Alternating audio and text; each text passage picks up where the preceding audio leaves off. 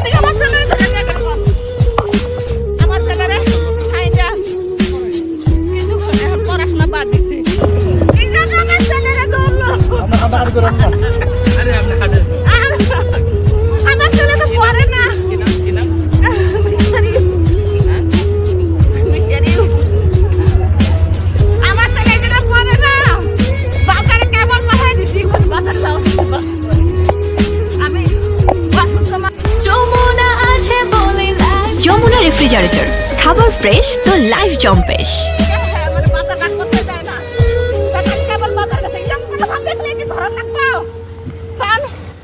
মানুষ তার ভার্সিটি পোলাপান কি করছে, ও তো ইয়াং পোলাপান দেখলে কি ধরা লাগবে? আমার ছেলে তো এই ভার্সিটিতে পড়েও না, এই যে ভার্সিটিতে পড়েও না, এখন গেল কি জানে কি আমার ছেলে রে?